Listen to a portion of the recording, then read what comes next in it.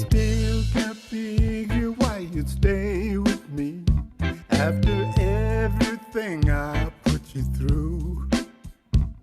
Crashed into your beauty, stumbled through your love, but you stayed with me a long time. You've been with me a long time. Now I hold your hand to mine. Been through some big nasty weather, but here we're still together. You stuck with me a long time. You've been with me a long time. Now I hold your hand to mine. Been through some big nasty weather, but here we're still together. You stuck with me a long time.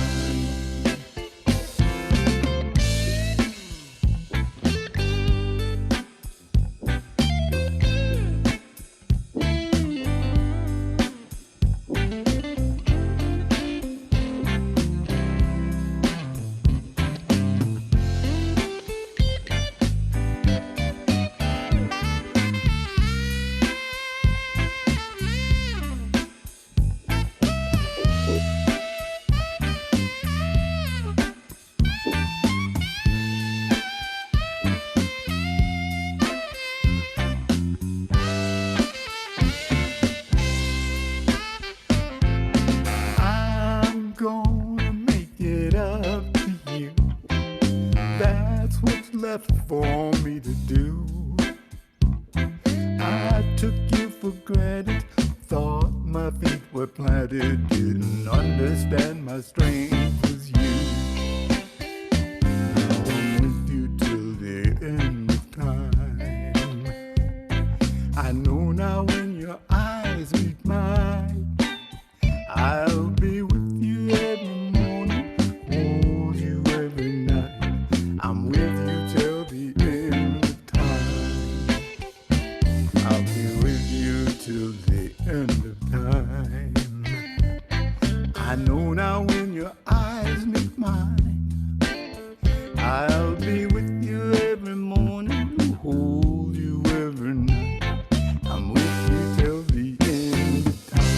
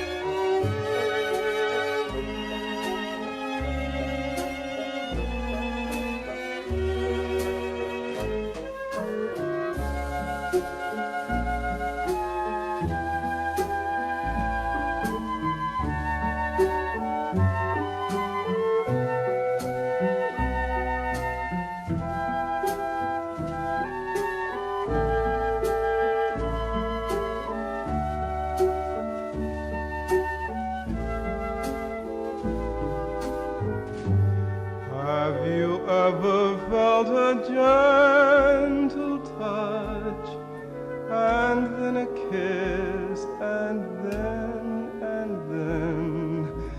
find it's only your imagination again.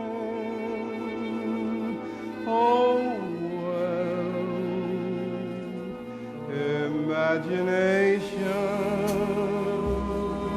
is silly. You go around willy-nilly. For example, I go around wanting you, and yet I can't imagine that you want me to.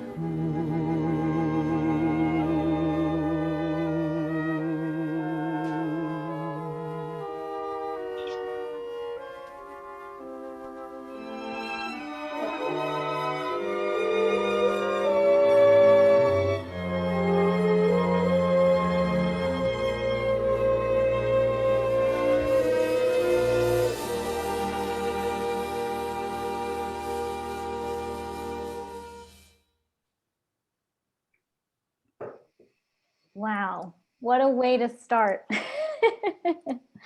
Hello, everyone, and thank you for joining us. My name is Suyin Bickner. I'm the project coordinator in Ashby Village, and I'm going to start with a quick tech overview for today. For any of you who haven't yet been on a Zoom webinar, this is a webinar format, so you won't be able to see participants, only our panelists who are here, and you should see all of us right now. We will be using the chat box for questions. If you go to your main Zoom toolbar, there should be a chat. You can open that and type questions, which Pat will be going through at the very end of today's presentation. We also have closed captioning available. So if it's not on for you already, again, in that same toolbar on your Zoom screen at the top or bottom, wherever you see your settings, you should see something that says live transcript. If you go to live transcript, there's a little up caret on the right. You can click on that and you should be able to say show subtitles if they aren't already showing up at the bottom of your screen. You can also note live transcription. That will open a side panel on the right, which will allow you to see a running transcription of today's talk. And also, if the closed captions that you do have are a little too small, you can go to the subtitle settings and that same up caret, and then the top one will say closed caption size. There's a little scrolling bar. You can increase or decrease that sizing. So with that, that's kind of our tech overview. We are recording this presentation. It will be on our YouTube channel, and I will put that link in the chat box shortly. But I'm going to now pass it over to our executive director, Andy Gaines. Her name is Suyin. Hello, everybody. Really, really delighted to have you here with us today on this beautiful spring day. I actually began the test trying outside in the sun, but my signal was weak. So I'm back inside and wanting to just welcome you to this exciting discussion that's going to help us all experience the beauty of the day. Through the years, arts and creative expression have been a vital part of the Ashby Village community. And during this pandemic, our Exploring Creativity group has helped many of our members and the community stay sane using different forms of creative exploration. And we invite you to participate in that as well. My name, as Suyin said, is Andy Gaines. And as most of you know, many of you know, I'm the executive director of Ashby Village. Ashby Village is a community-based nonprofit organization that connects us with one another, offering support and opportunities for meaningful engagement that enable us to age with a sense of belonging, dignity, and fun. Together, we're transforming aging in our East Bay communities. We most recently added North Oakland Village to our community. We're a larger family, so I'm delighted to welcome more of you. During this pandemic, Ashby Village, as everyone, has been shape-shifting, and we've been able to actively continue providing a robust series of programs, but also continued support to our members in their homes. very recently, with the arrival of the vaccine and the easing of the restrictions, we're continuing to offer more and more of our services to our members. So if any of you want to know more about becoming a member, volunteering, supporting the organization with your fine gifts, and becoming an enthusiast, please join us at Sunday, April 11th from 2 to 3 p.m. for a special virtual living room chat. You can check it out on our website or call the office to find out more. As most of you know, all of these events are free for people to attend, but Ashby Village is a nonprofit organization and relies on donations from people like you to bring programs such as this to our members and our friends. I want to bring your attention to the chat box where we placed a link to a simple way you can make a donation. And you can also go to our website. We really thank you for any contribution. So with that, to further introduce the event, I'd like to pass it over to Pat Sagai. Pat Sagai has been an important and valued and cherished member of our board for the last 5.5 years.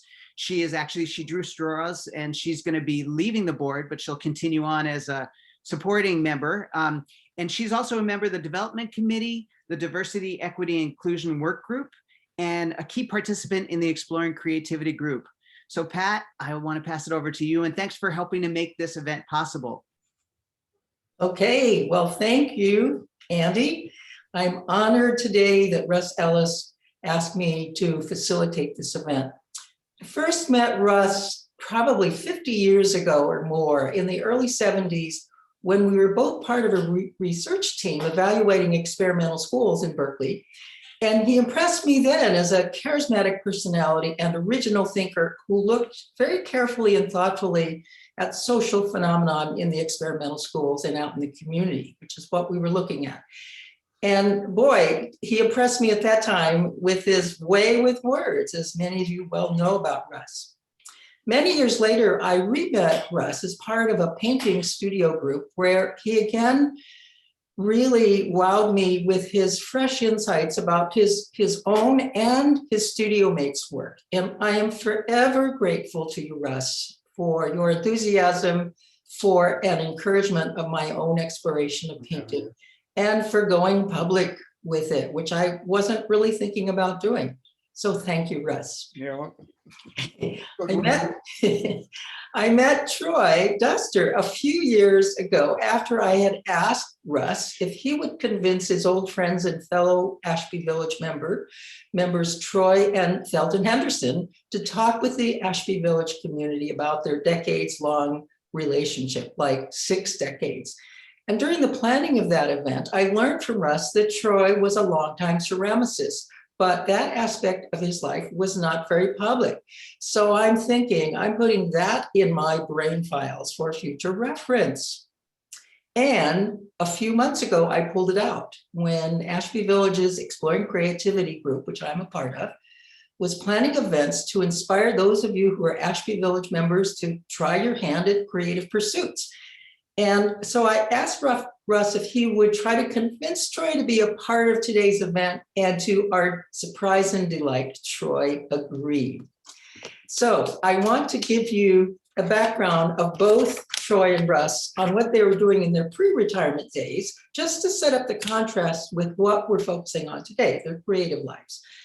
In both cases, you'll see that we're talking here with 2 quite extraordinary people who are multifaceted and talented. And they also set a really important example in their creative productivity as part of this thriving community of Ashby Village. So first, I am so honored to introduce Troy Duster. Suyin, the slide.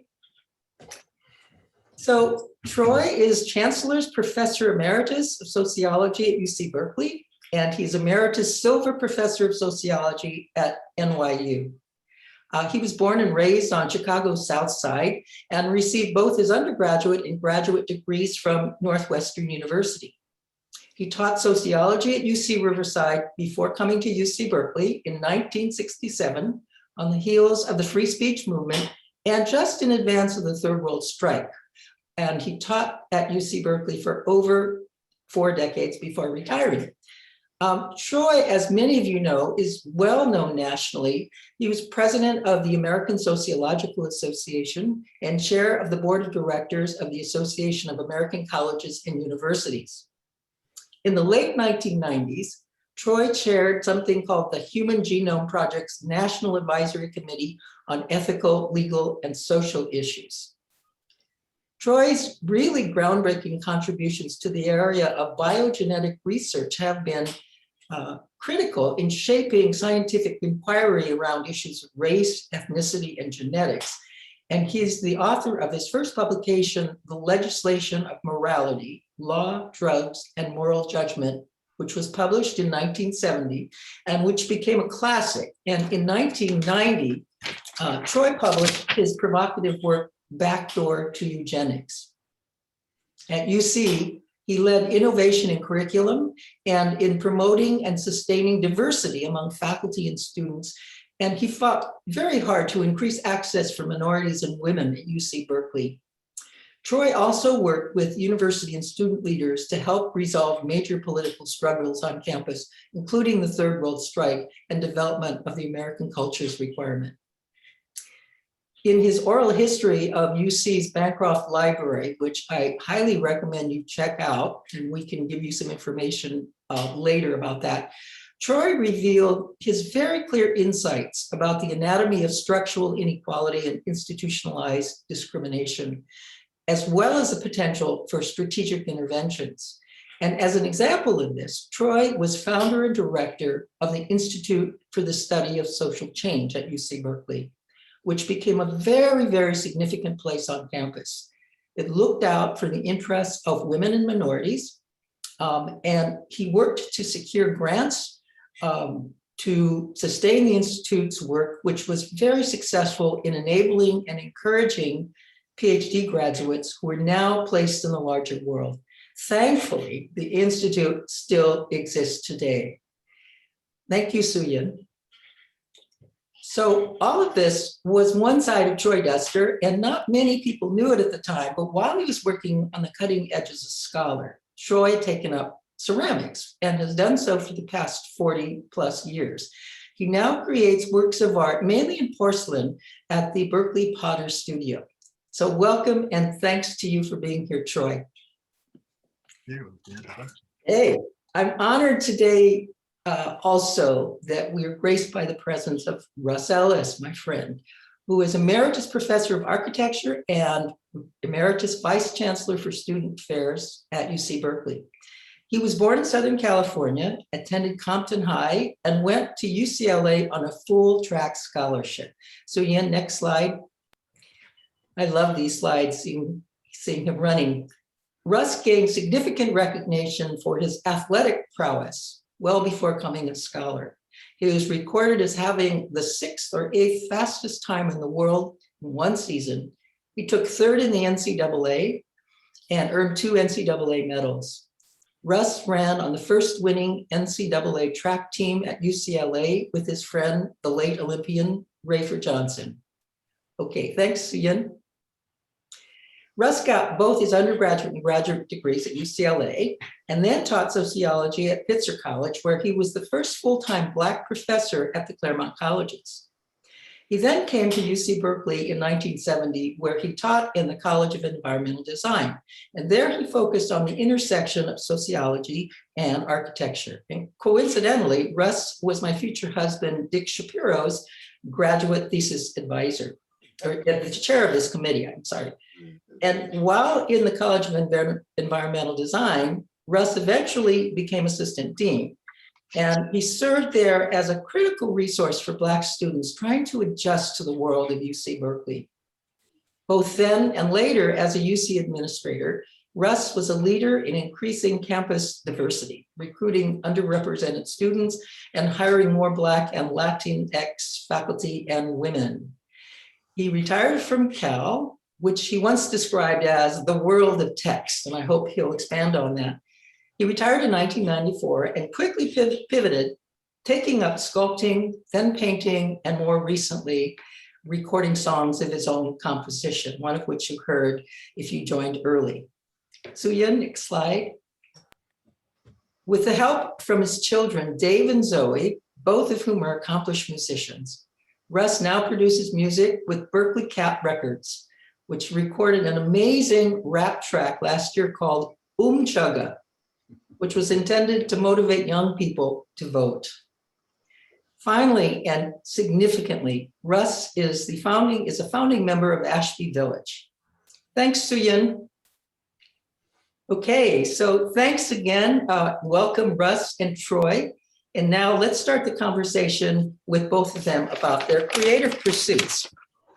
So I'm going to get started with some of your earliest urges or creative projects. And I also should note right here, as if while we're going through this conversation, if you in the audience have any questions, want to pursue something that either of these characters said, please put it in the chat box. And at a certain point after we have shown, Russ and Troy are going to show some of their work later and talk about it. After that, I will begin to ask some of those questions of them, okay?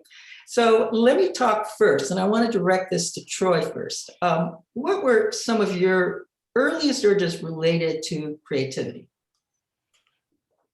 Well, I grew up in Chicago, as you mentioned. So I'm a city boy. But my first job was at UC Riverside, which is a very small, slow, and in 1960s, a sleepy town.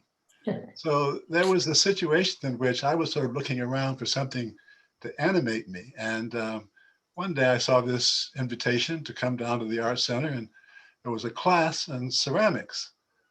So I attended it, and I watched this ceramicist, his name was Dean Strawn.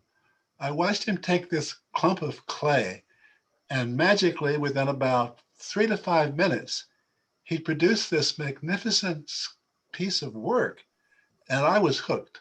I mean, I was, you know, again, Chicago boy, had not seen this kind of work done in person. This was before we had YouTube. So this was an extraordinary experience for me. And I never turned back. I've always thought of ceramics as you'll hear later, a kind of complement to my work in the academy. But that's how I got started. Great, thank you. And Russ, what about you? Well, you know, since we started this adventure, I've given this question a lot of thought, and I came up with an answer that's a surprise to me, but it's really honest. My first sense of creativity came when I lived on a farm in Fontana, California during the Second World War. My father went off to the war and left me with a farm couple. Between the ages of 5.5 and 11, I lived there.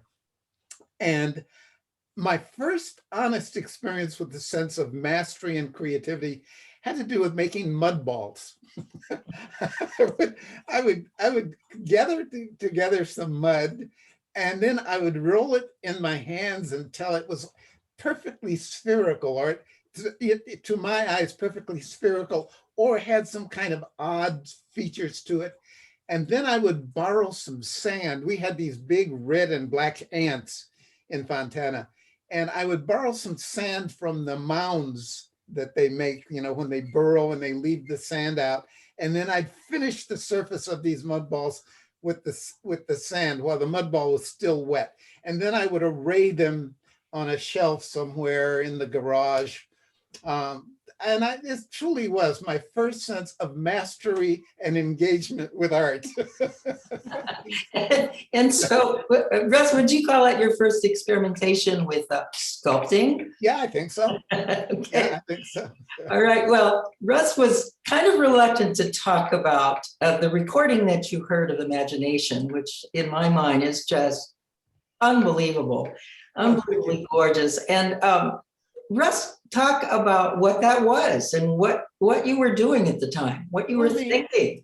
The guy who arranged it turned out to be a really big figure in Hollywood.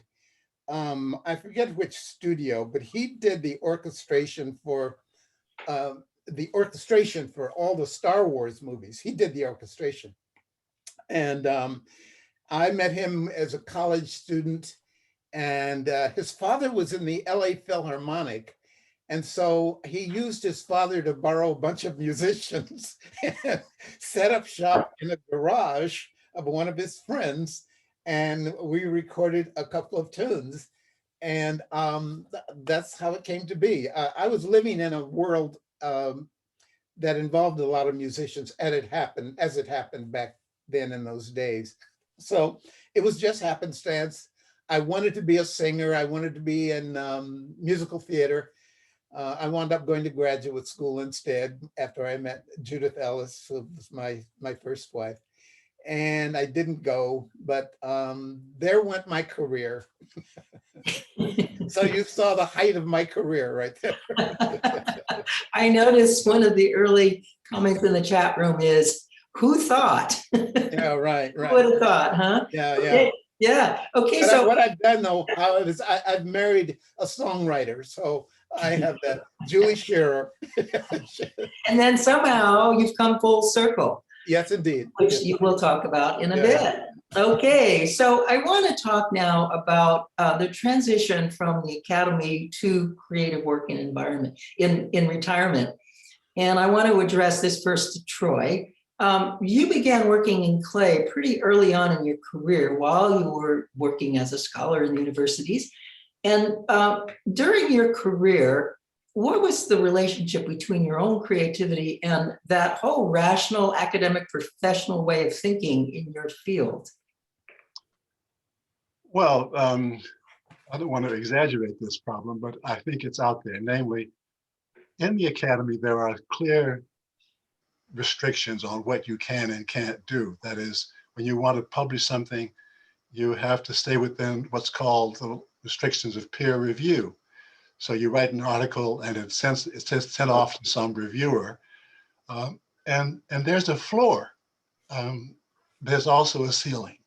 So the academy has these two strictures.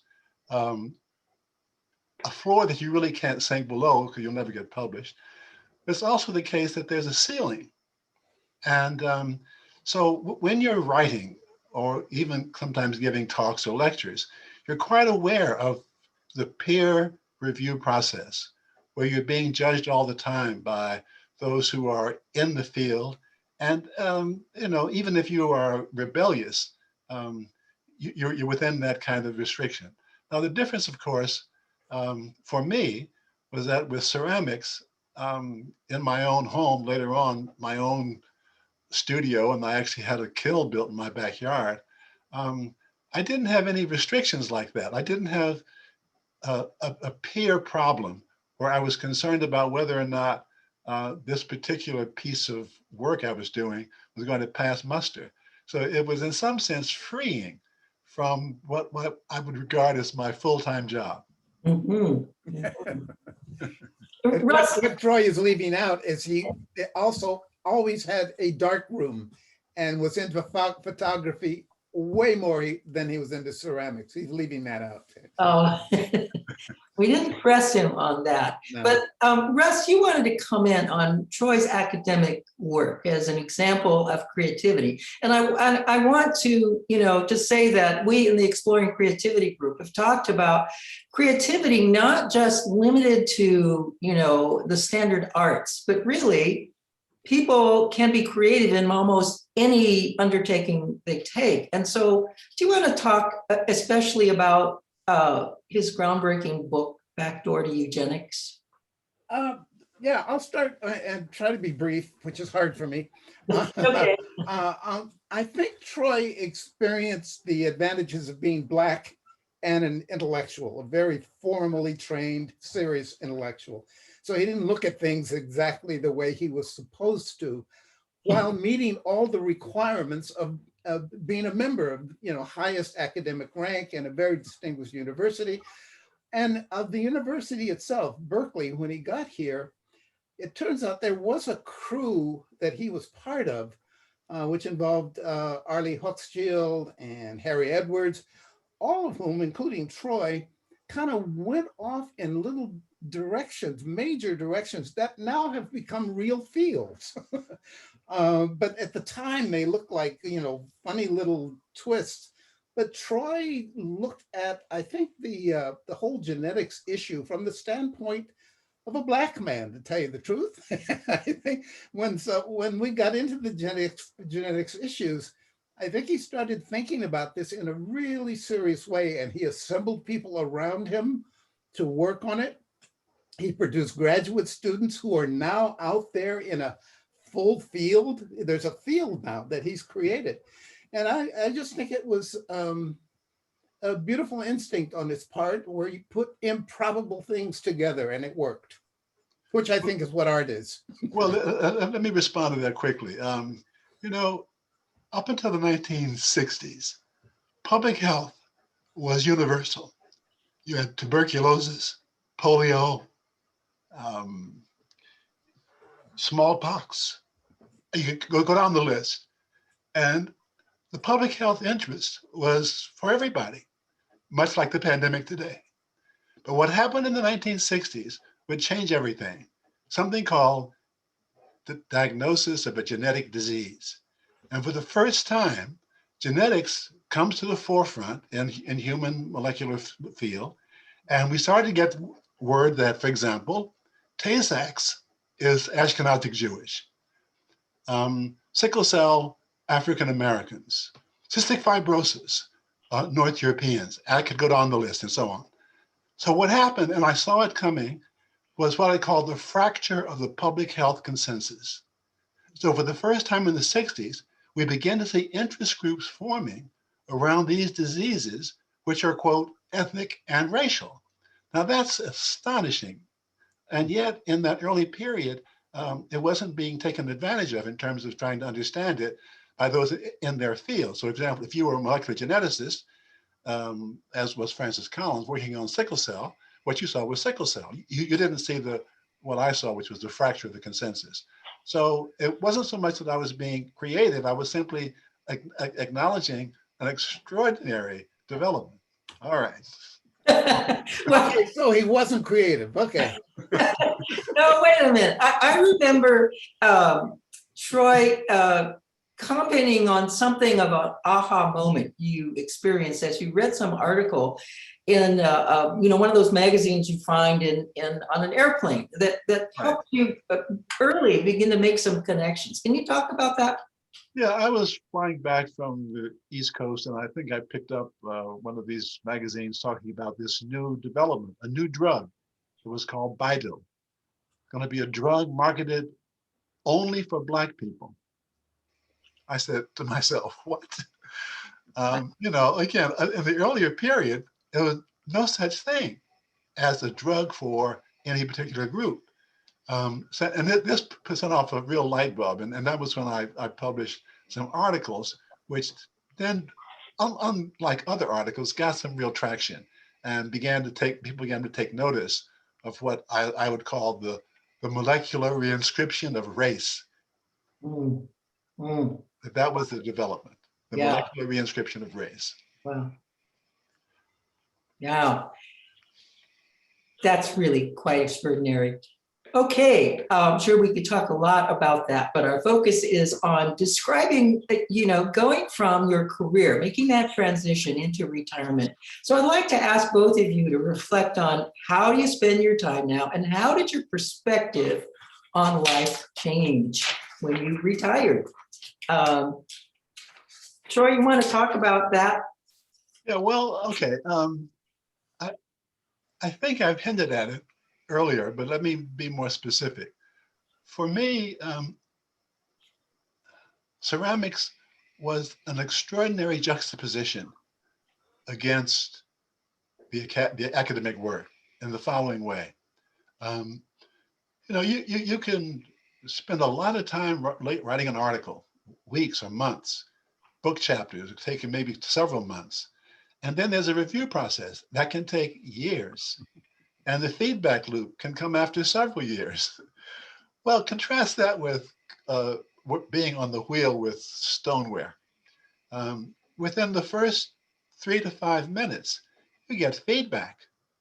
And within a certain short period, maybe 6 hours or so, that clay is now formed in a way that it's going to stay forever. So there is a way in which, for me, ceramics became a kind of idealistic complementarity to the long-term affirmation or not you get in the academy. Yeah. I mean, what my perfect example of this is, of course, a book I wrote, The Back Door, and the reviews came in, and that's the first edition, and they were okay. I mean, they were positive, but they were not particularly striking one way or the other. 12 years later, there's a reissue, same book, a few editions, and it gets remarkably positive reviews. Now, 12 years is a long time to wait for affirmation, especially when you can go to your potter's wheel and get it within about 10 minutes. Okay, Troy, can you talk a little bit about something you described earlier, an anecdote about, right after you retired, you had this encounter with Rhoda Kaufman's granddaughter. Yes. Can right. you talk Okay. about that? Sure. Rhoda lives only a few doors from me, and one day I'm walking back, and she's with her granddaughter. At the time, I think her granddaughter was only about 5 years old. And the issue came up of retirement, and Rhoda explained what retirement was. And her granddaughter put her hand, she says, "You mean you can do anything you want?" At 5 years of age, she understood retirement. That's great. No controls on you, my man. Go right ahead with your life. Yeah. That's From great. the mouth of babes comes insight. Really.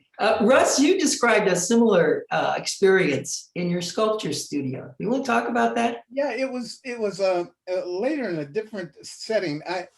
One of my colleagues in environmental design is a very well-known and wonderful sculptor named Joe Slusky. His work is all over the place. He's great. Anyway, he invited me to join him in his studio. I was doing my stuff in my backyard and the third floor of my house and so forth. And I did. And one day I was out in the yard. We're in the place called the Dome. It's something that Peter Vulko set up some time ago. It's an old, I think, Durkee's mayonnaise factory. And we have a really big space, what used to be the refrigerator. And then there's a shed, a roof outside where you can work. And Joe works in steel. And anyway, one day, and the place is managed by a guy named Clay Jensen, who's also a sculptor at California College of the Arts.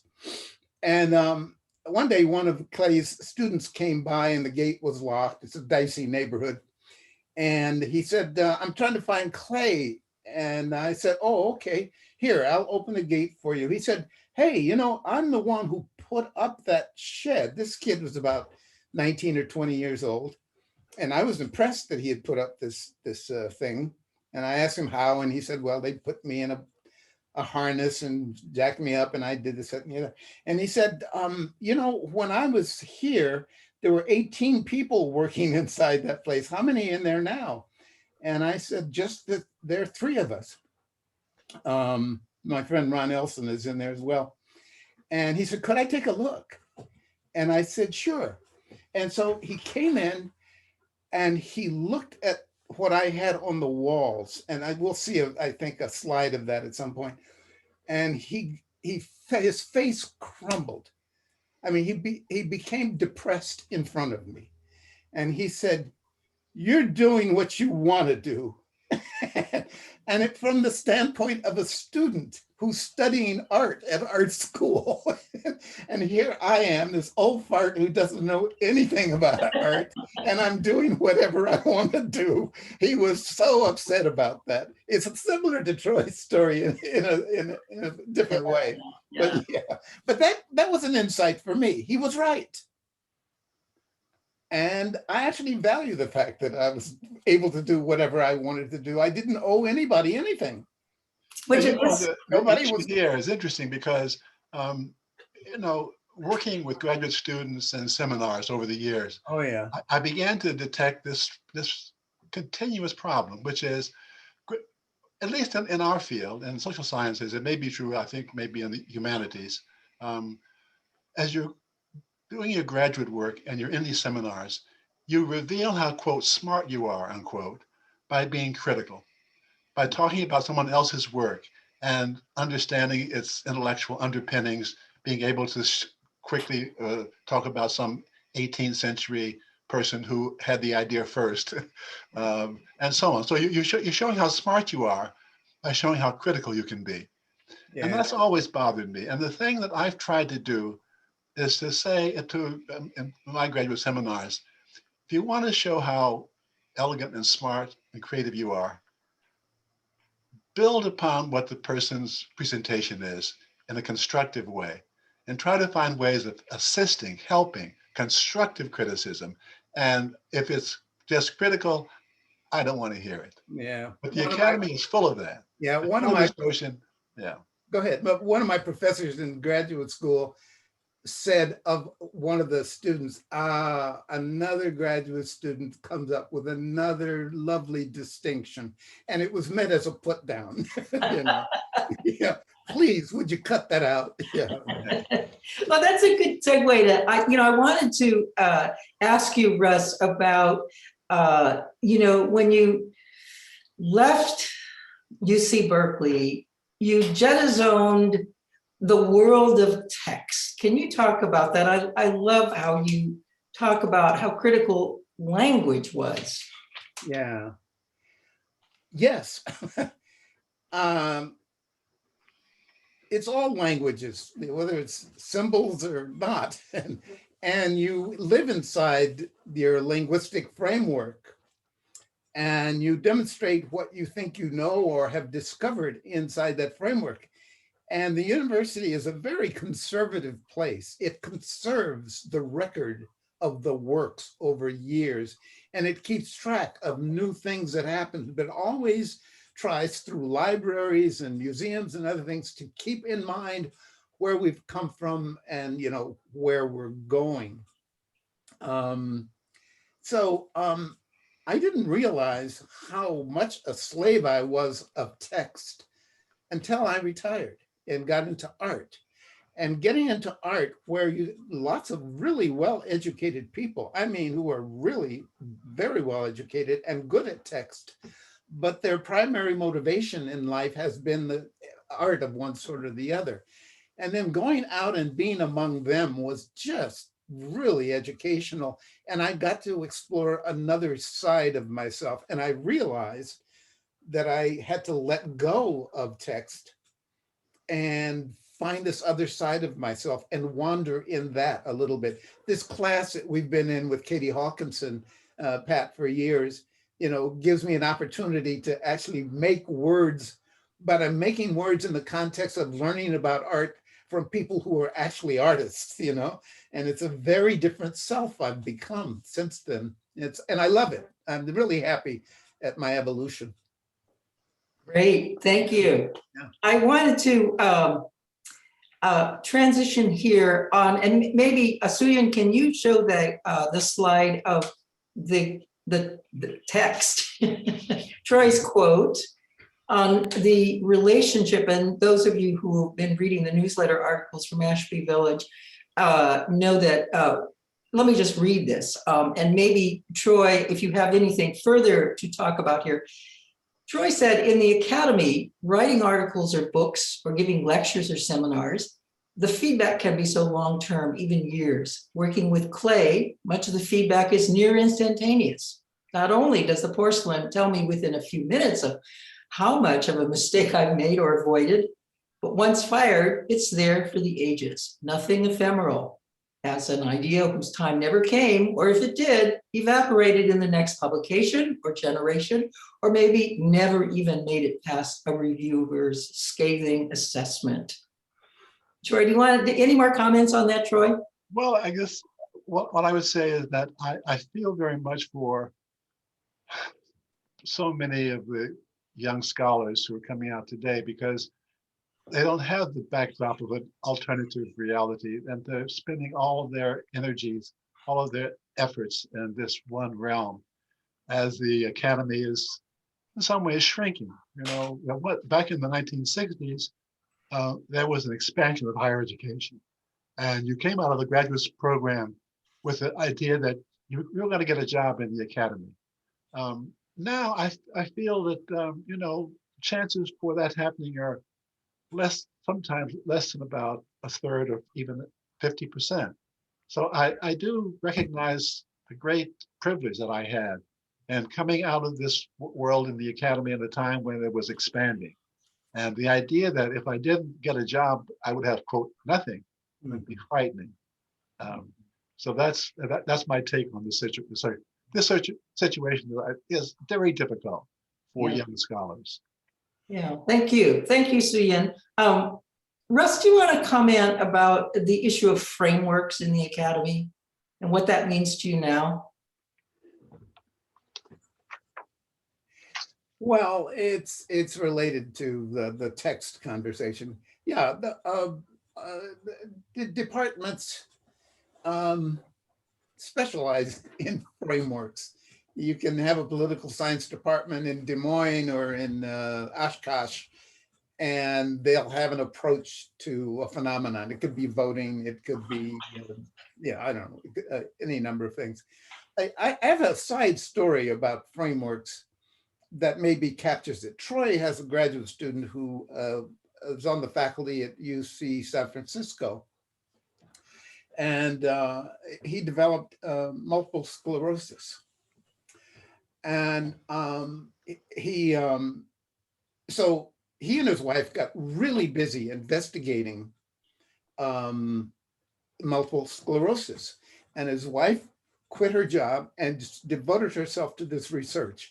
And she found a huge amount of material out of Europe on the relationship of diet to MS.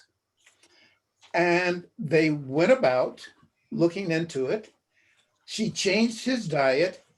He went into remission. And he asked his colleagues at UC San Francisco, did you guys know about this? And they said, yeah, but we don't work in that framework. Wow. It was a pretty well-known phenomenon. It's a disease orientation rather than a health orientation, to put it roughly. But that's true throughout the academy. You look good. You got a cute framework. And it catches on, and you publish more, and you bring. The university's a lot about mirror, mirror on the wall, so you bring fame to your school, your department, and yourself. Yeah. Well, this is a footnote to that. In the 1960s, 70% of all medical professionals were general practitioners. 30% were specialists. Here we are 50 years later, it's inverted. 72% of all medical professionals are specialists. Mm-hmm. Only about 28% are general practitioners. And so you're not going to find this integrated medicine except in that, quote, field of inquiry. That's right. Yeah. Wow. So I think it's time that we now kind of leave behind the world of the academy and the world of text and frameworks. And let's talk now about, in your retirement, as you've been pursuing your various creative projects, what transitions have you made and why? Troy, do you want to talk about that? Well, for me, again, it's not a complete transition because I've remained somewhat active. I still do some writing, some lecturing, some publishing, but my emphasis now, in terms of the work I'm doing with ceramics, is to sort of shift over and spend a lot more time with form. When I first began working in ceramics, 30, 40 years ago, I was happy just to create something, an object. I mean, I made a teapot or I made a vase, and I was happy with that. But now I'm much more concerned, not just that I made this object, but what is the form? And is the form at all gratifying, pleasing? Does it give me any pleasure at all? And if not, I'm happy to quickly destroy it, roll it into another ball, and start all over again, which I would never do, when I first began. when I first began, if I found out I had made something, I was so pleased with myself, I would fire it. Now it's the opposite. I don't fire anything unless I think the form is somewhat pleasing. So I think that is a transition. Russ, what about you? And I just wanted to say that I read the oral histories of both Troy and Russ at the Bancroft Library, virtually. In your oral history, it's curiously entitled Golden Sandbox. And you talk about transitions that you made throughout your life. Can you talk about that concept of the Golden Sandbox as it relates to what you are up to now? Sure. I advise those who are watching to look at Troy and me. We're obviously not the same people. And when Troy first met me in 1956, he was in graduate school and I was just completing my undergraduate years, although I'm older than he is, just finishing my track career.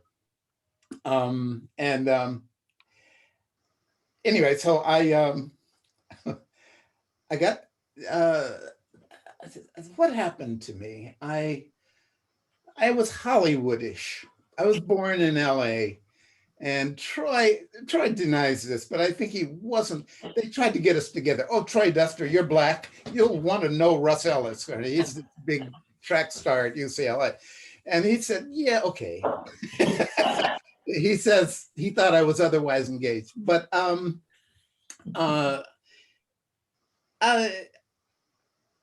was never really I would say that my identity was formed as a runner. And I've thought about this a lot. It's because I was good at it. It was hugely important to me. I was mobile and important to people because of it and so forth. And then when I was through with that, I was free to do lots of other things. And my life since then, I went to graduate school and I wanted to be in musical theater and so forth and so on.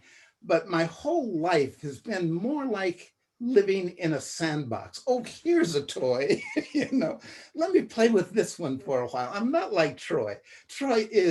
He's dogged, he goes after something, he stays at it. He's a serious academic and a serious public intellectual. I'm not.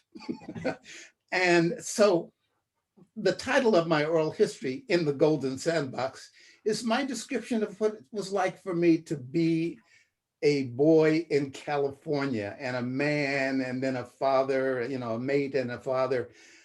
I found California to be a great place to be a person, even with all the trials and tribulations I've been through and all the racism that one has to deal with that we can talk about, that young people don't have to go through so much. It's just that there've been a lot of toys for me to play with, and I've just enjoyed the hell out of it.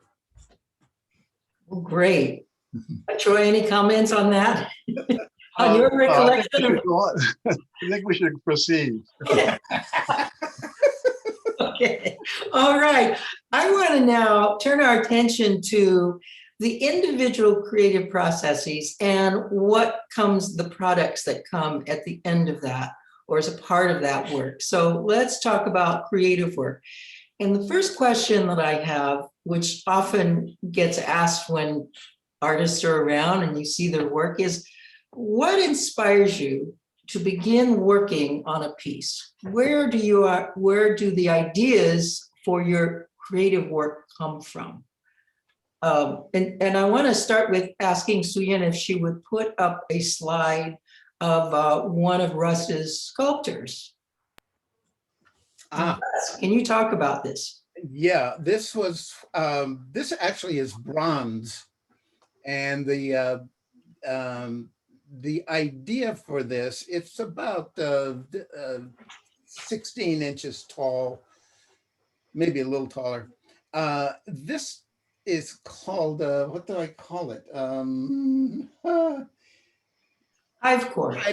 Hive core. And I was reading, this is very unusual. The idea came from reading a book by Orson Scott Card. He's a science fiction writer, and he wrote a series of books called Ender's Game. It became a movie, but it's about a battle between humans and another bunch of people out there in the universe who are organized as a hive. And that book really got to me. And so here I was making the leadership, the core of the leadership of the hive. And this is where the idea came from. It was very specific. I knew what I wanted to do. I was working in bronze at the time, and it works. I'm very happy with it. Good. Suyin, can you show the next slide? Yeah, I was very interested to hear about Russ's, when I asked him the question about where does inspiration come, he talks about the importance of having a studio. Russ, talk about that. Oh yeah, I can't tell you what a difference it made. This is the space that I share with Joe Swisky. And it's been changed a lot since this slide, but evidently carp and goldfish grow in proportion to the surface of the water they're in. Well, that's what happened to me. I got so much bigger. My ideas got so much bigger when I was in a larger space. And it was wonderful. And then not only that, people putter as gardeners, and all gardeners know what puttering means. You're not doing anything in particular, but you're busy and it's important. Well, the same thing happens in a studio. I might go into that space and spend all day cleaning the floor, but it doesn't matter. I'm at work, and everything that I left there yesterday is exactly where I left it. And so that becomes a part of my thinking and my art. And so I advise my doctor at Kaiser, man, you're about to retire, get yourself a studio. And he took me seriously, and he's thanked me. It's so good to have your own space to do your work. Yeah. Great, thank you. And let's talk about, you can leave that slide up, Suyin, but Russ, I want to ask you about your singing, because that's been another part of this, is your latest transition. And what's the inspiration for your singing? Well, that was happening. For your songs. Yeah, I've always been into music. And that's another link between Troy and me. I joke about Troy. When he was in graduate school, he used to carry around a gigantic reel-to-reel tape recorder. I kid you not. And he had tapes of then classical music, but he was really into music. And I'm really into music, actually. And tell me the question again, because I got. Oh no, I was asking you about what's your inspiration for the song. Oh, I see. Well, the recent thing is just that it was actually just total happenstance.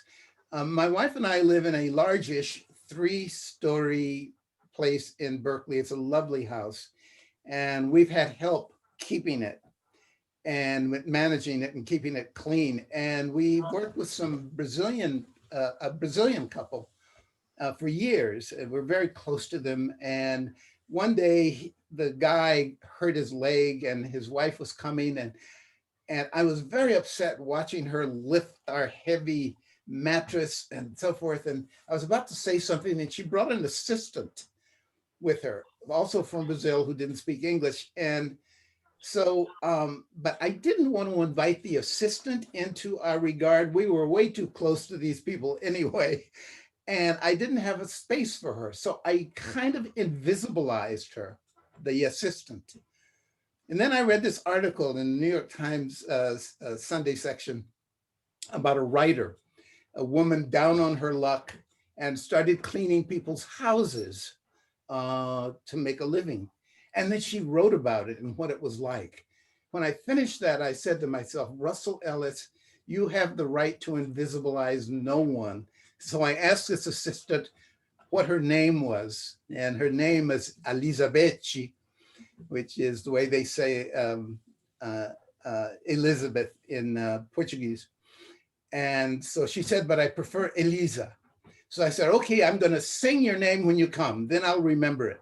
So I sang it. I said, Elisa. And a song walked in on its own behind that. It volunteered itself. And so all of last year, I had songs walking in. I've never had that experience before. I know about muses and so forth, but that's what happened to me all last year. The songs just kept coming. And then I worked with Eric Din and Berkeley Cat Records, and then it turned into a political thing with Suga and fighting Trump and so forth. And it was a wonderful year. I'm just very happy. And also, I've been very product oriented, and I've not had the experience that I had running when I told you, Pat, that sometimes you get in a zone and you finish an event and you say, what was the time? And they said, oh man, that was fast. And you say, no, I was jogging, because you transcend all the work and you become something else. And this experience with the music was like that, being in a zone.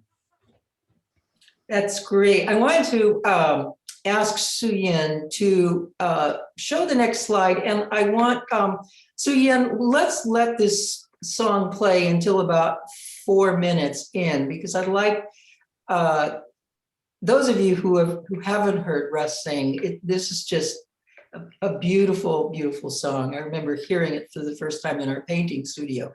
So go ahead and play that, and then we'll move along to the next slide.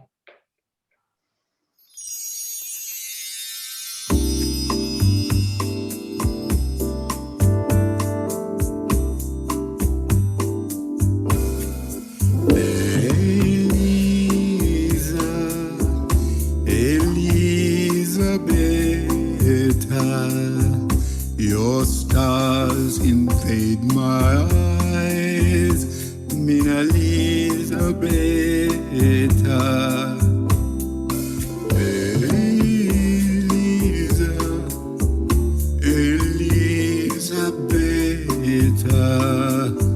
Your moon completes my night, Linda Elisa. Little troubles in your smile make me wonder what you've seen and where you've been. Are there secrets I can hold for you? And will you let me in? If you welcome me, then I'll stay by your side while the troubles end.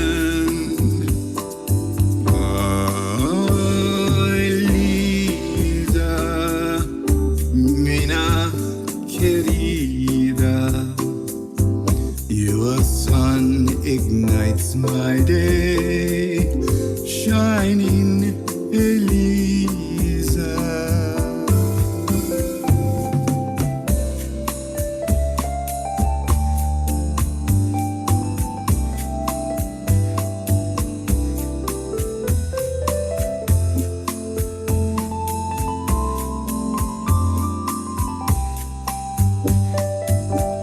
Little troubles in your smile make me wonder what you've seen and where you've been. Are there secrets I can hold for you? And will you let me in? If you welcome me, then I'll be by your side while the troubles end.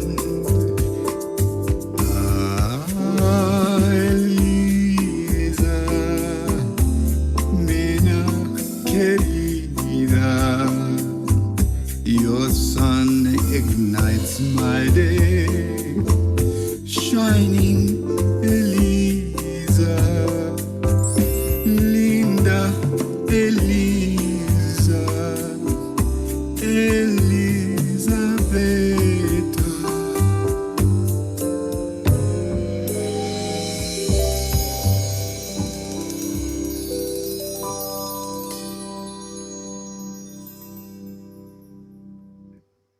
Wow, thank you.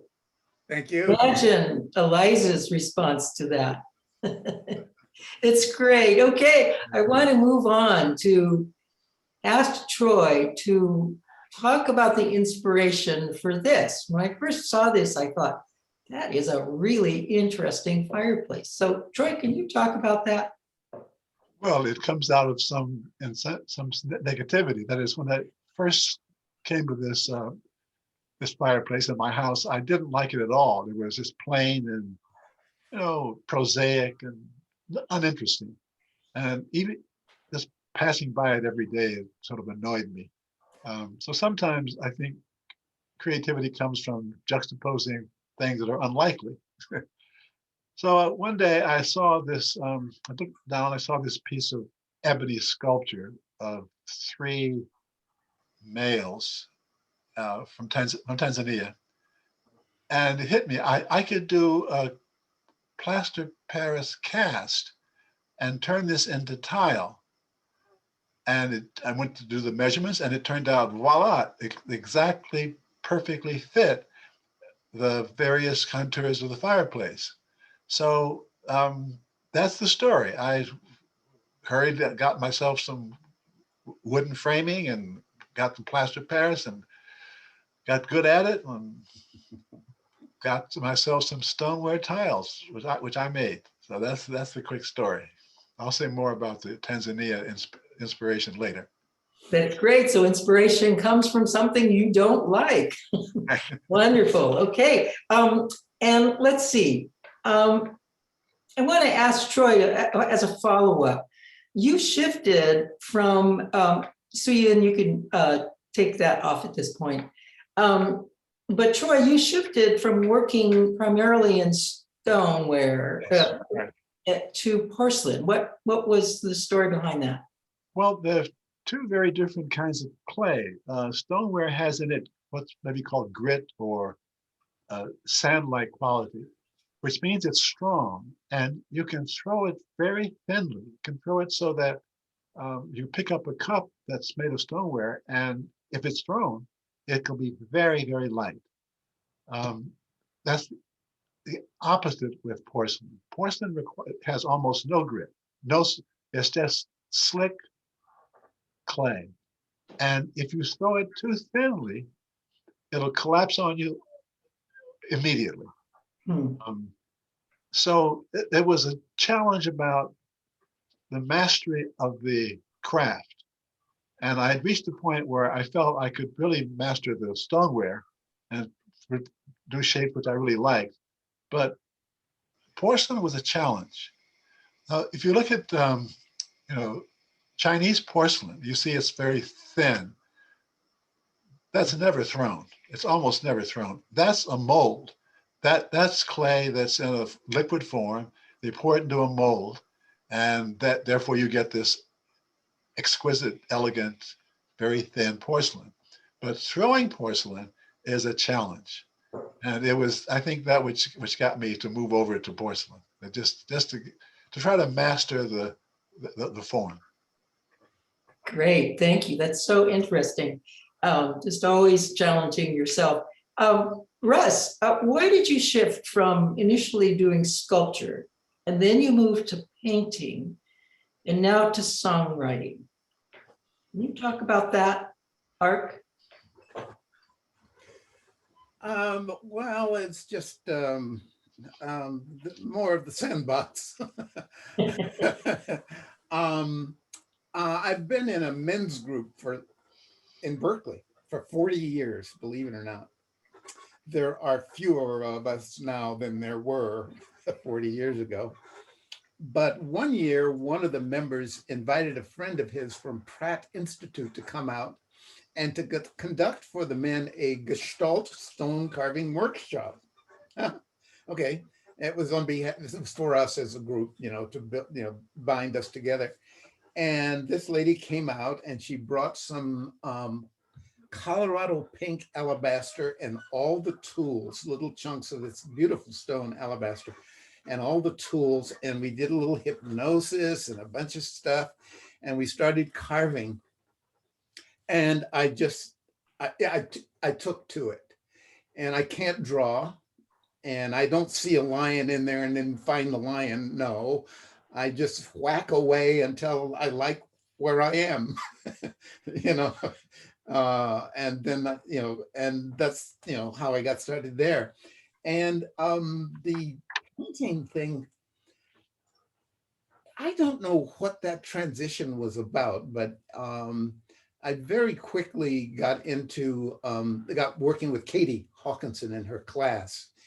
And Katie is just, as you know, is the world's gentlest person.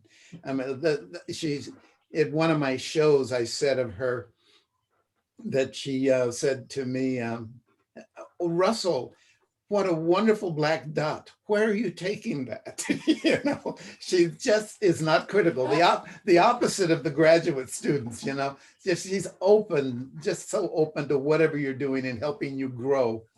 And then I spent about a year only doing Sumi ink, black ink. I really got into that deeply. And then with Katie's help and yours and others in the group, started trying. I was defeated by acrylics, but I got started with them and did some things that I like. And then singing, that just, I told you the story of that. So that's the story. So that is a good segue to a question that I have, which I first heard you talk about in our painting studio, Russ, about the role of happy accidents in your work. So can you talk about that, Russ? And I also want Troy to talk about that as well. Well, for me, it's all happy accidents because I don't draw and I have no interest in drawing, actually. I'd like to follow, yeah, this, I can tell you, this is a story where I like this, although this is not a color that people buy, set of colors. I like the palette. And I got started with this by trying to use a latex to guide the paint. And then I lost control and the latex got mixed in with the acrylic and so forth. And then I started messing with all of them. And I wound up very happy with this. This makes me very happy. I went to the Berkeley Art Center and there was a group there presenting. And one of the people said in response to happy accidents, oh, no, that never happens. And I think that's a lie. I think all honest artists will have to admit that there are happy accidents. And I just want to say, as a result of you reveling in your happy accidents and showing them to our in our painting studio group, whenever I make some mistake, I always have to consider it a happy accident now. So I never try to undo it, which was so freeing for me. Suyin, can you show the next slide? Troy, what was happening here? Well, this is an accident. It turned out to be a happy one. As I mentioned, if you throw very thinly, usually the piece will collapse at the bottom. But in this case, the collapse occurred at the rim, at the very top. And I was just about to put it in the, not in the garbage can, because you don't do that with clay, you recycle it. I was just about to recycle this when I saw something that I thought was interesting, that this happy accident could actually be turned into something interesting with use of glazes and a certain framing. So, so you see here, the bottom of the bowl is well thrown, it's fine, it's thin. The top has all these curves that I did not intend, but which I was able to use the 3 glazes to highlight the mistake. And you'll see later when the bowl is used for avocados, you'll see the scale. That's why I call this the avocado bowl. Transitioning now, Suyin, you can stop that slide. I have another question about what happens to you when you're working. Suyin, let's just wait on this slide until later. I want to ask you about your internal audience. What does that say to you, Russ and Troy, to you during and after a creative process? And as a companion question, what is it like to find yourself in what Russell has described as the zone? Troy, do you want to first talk about internal audience? Well, in the early years when I was doing ceramics, I very much had over my shoulder watching me the instructor, Dean Strong, and how serious he was about mastering the form before you start shaping it. So at various points, I would stop and I would not have met the exacting requirements of Dean Strong, and I would go ahead and do it anyway. But then as I developed more of a technique and more control over the clay, I would find myself putting a form in front of the mirror and saying, Dean would like this. He would like that I had mastered the clay enough to throw this thin a piece at this height and width and so on. Then suddenly, not suddenly, it was over time that got transmogrified into something which is I really can't give language to. I began to no longer have Dean looking over my shoulder. I began to say, no, this is a form that I like. I got it. I got this. And maybe that's what Russ means by the zone. I don't have the same language for it, but there comes a point at which you're not concerned so much about whether the audience is there, whether it's your instructor or some larger public, but whether it really pleases you because you've got this kind of intuitive sense that that form really is pleasing. Mm-hmm. Russ, do you want to talk about that concept as it relates to when you were, I'm going to jump back for a time when you were Vice Chancellor of Student Affairs.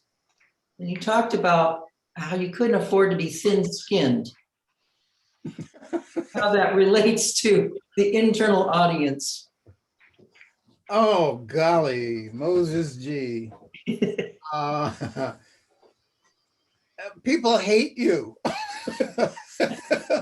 When you're working at that level, you make decisions that upset people, your employees, the students, other faculty. I had the manager of my office canceled a flight. I was going to the East Coast, and she said, no, you got to be here. The deans are meeting and they have the exact wrong idea about some budget stuff that for us, you got to be there, and because it's just fraught, this whole thing of working in administration. So you got to thicken your skin, and that's not my long suit, I got to tell you, but I learned how to do it. I didn't like the person I became, but that's the case. In art, I thought I was going to suffer from that, but I didn't. The Bay Area is very kind. I had a show at the Light Room down on 5th Street. I wasn't alone, it was a group show. And a guy was standing in front of my piece and he said, boy, this sucks. And I found myself interested, and I went over and said, why do you say that? And he explained to me why he thought it was a terrible, awful, no good painting. And I learned a lot, and I didn't die, which was information right there, right? I survived and I learned something. Yeah. Yeah. So let me ask you, I'm always so curious about, the arc of your life from your running days, and you said you really saw yourself as a track star, and getting into the zone and how that relates to both then and now in your artwork. Well, the connection is really very direct. And the songwriting, I did have a brief time in Katie's class where one of the students was in effect a muse for me, Nona. And Nona was a muse for me. She's very abstract, but very good and very well-organized painter, but she does wild stuff. Wow. And I just thought, oh my God, what would it be like to be that kind of talented, And so I've kind of longed for that. The zone thing is a little different, and all basketball players know about it. Every now and again, it happens to every basketball player. They just can't miss a shot. It happens. It doesn't happen to everybody, but Curry is a great example. How can this guy keep doing this? He's always in a zone, But sometimes it all comes together and it all works. And I wish it had happened more often in art. It doesn't so much for me, but I really enjoyed my time in doing this music because I was off and it wasn't me. It was something else writing these songs and using me as a vehicle. You see the similarity though, right? Yeah. Right. I want to talk about, there is a question that my studio mates would sometimes ask me if a painting was finished. And I always thought that was an interesting question. And my only response was, well, either it's not or it's finished with me. So I'm not going to work on it anymore. It wasn't a cut and dry process, but can you, both of you, talk about how do you determine when a piece you're working on is finished? Let me go first because my answer is simple. Okay. The light goes out in the piece. It stops beckoning.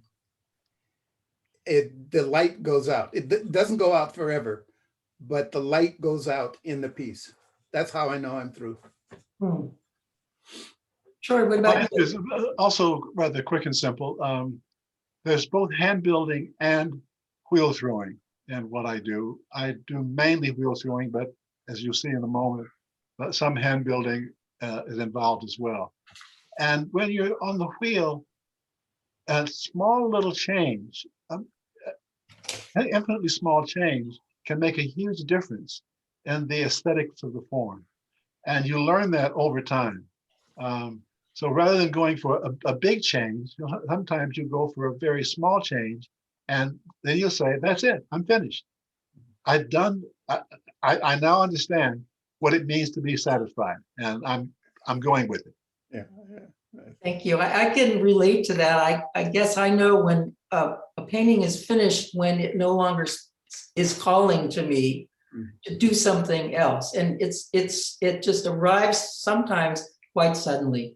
Okay, so I want to go back to this question. And Russ, you talked a little bit about external audiences. You've been pretty public with your creative work. Troy, not so much, although Troy did admit that somebody convinced him to have a show once upon a time. But Russ, can you speak to this issue of, you told me an anecdote about 8 levels of silence and how you respond to that as your external audience of your work. Well, the guy who said that my painting sucked, most people in the Bay Area don't do that. But what I have learned to discern is what I call 8 levels of silence that you have to distinguish among before people get to it's interesting. So people have ways of communicating quite quietly what they think of the work, and you have to learn how to read those if you care. And I do care. You want people to like your work for reasons that you like them, in some ways. And of course you learn, and Troy knows this, every artist knows this, because people go in front of the thing and they do stuff and they say things and you have no idea.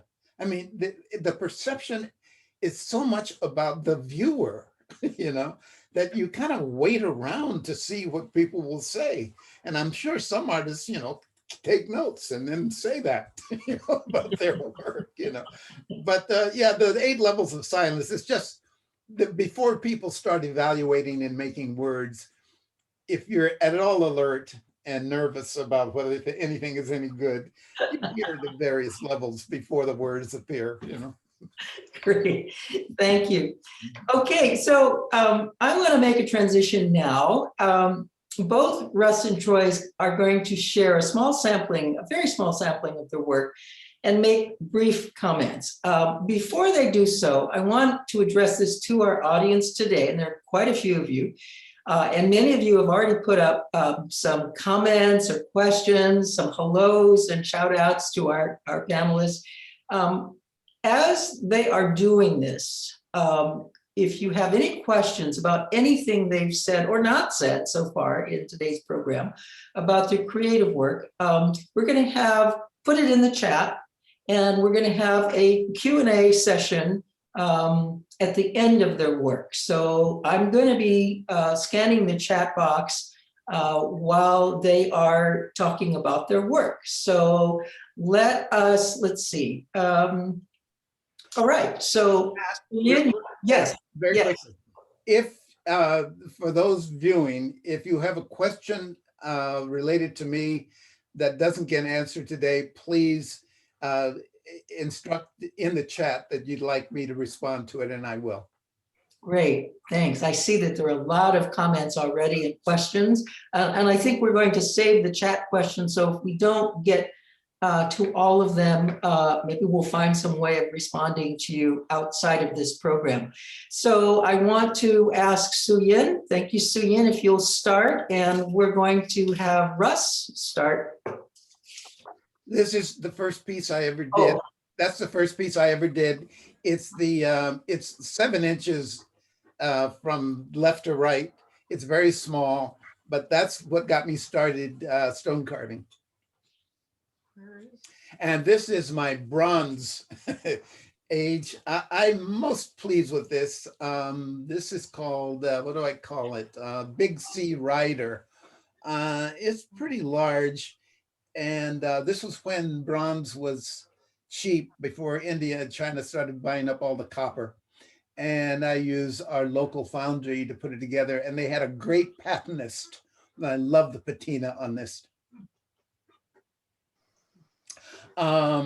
This is when I was started working in the studio with Joe. It's plywood.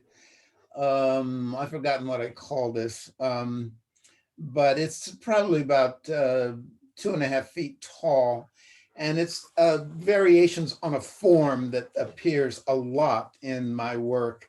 And I just thought I would fiddle with it and see if I could create some kind of relationships there. This is called Portal. And yes, it is meant to be feminine, and that is meant to be a place where babies are born and other things happen.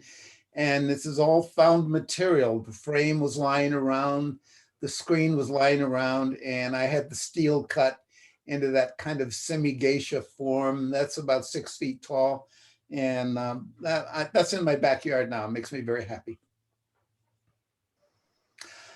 This is called Serial Wait, W-A-I-T. This was purchased by a local person who liked it. It's in his living room and very prominently displayed. And it's on a turntable. It's about it's less than 2 feet tall, but I like the relationships, especially as you move around the piece. Joe Slutsky works in steel, so there's always junk lying around. He does dumpster dives. I did one with him. I'll never do it again, you know, finding stray steel here and there. And these are just pieces I found lying around, and I glued them together. This is, my wife's name is Julie, and I call this piece Julie's Other Dude. And I love his feet. I just love the way he's standing there. This is about 5 inches tall. It looks big, but it's not. Then I got into Sumi ink, and this is a happy accident. It's called New Hat. And it's, you know, you make lots of mistakes, and some of the mistakes you keep and like and love. And I like this piece. Same thing here. This is called Conductor, and you have to see it in plan and imagine that that central figure is the top of a man's head. But anyway, that's Sumi ink. And this is a big piece that is at the top of Peter Sussman's stairs. It's quite large, and I'm so pleased that he liked it. And you can see the Sumi, the black ink kind of thrust there, and then the floral, the floral aggression. But it's very pleasing to me, and Peter liked it, so it made me very happy. And this is gouache. And this is entrancing to me because of the figure and ground confusion. I like that confusion a lot. And I have a lot of scapes. This is a scape. I forget what I call it, but I do a lot of things where there's a sky and land and then some kind of orb in the sky that's a sun or a moon or something. But then I decided I was going to leave a piece of rusty steel lying on it and let the rust kind of bleed into the paint. And so that's what that is.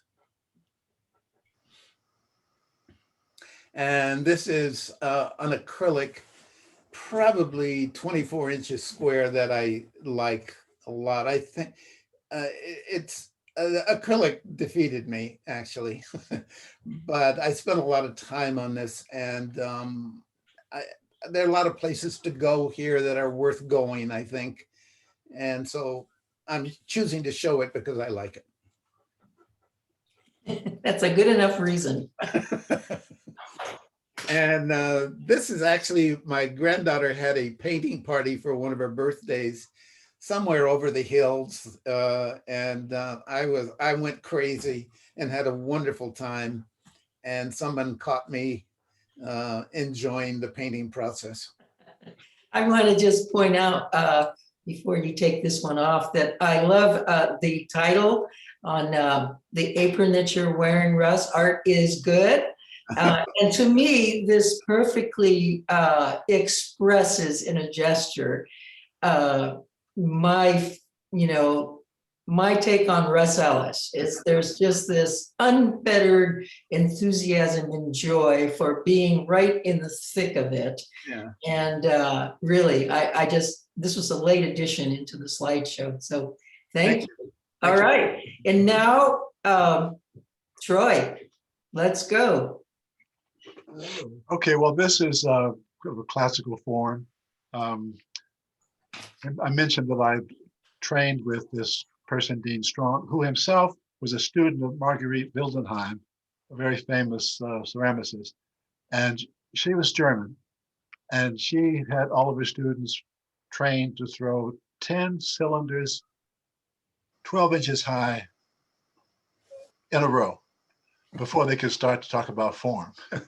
Now, Dean tried that with some of us, but failed. But anyway, this is what you get when you start off with that kind of training.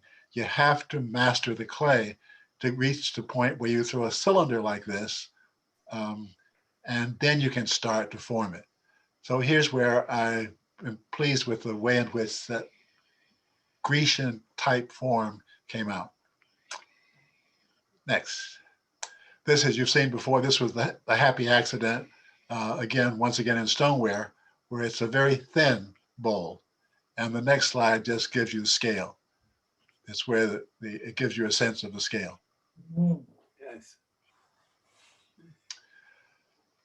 I have a colleague, a very talented Chinese artist who does decals. So now we're over into porcelain.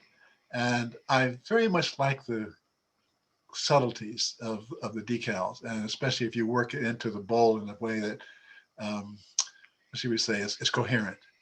So you'll see a few more of these. The next slide, you'll see the same artist on the next slide. A set of bowls which have this motif of the fish, and what you can't tell is that these bowls are not as thin as I would like them to be, but that's the limit. That's the limit. Next slide. Okay, this is a set of sort of classical kind of greenish pottery on porcelain. And I'll show you in the next slide what I'm doing. So this is what's called leather hard.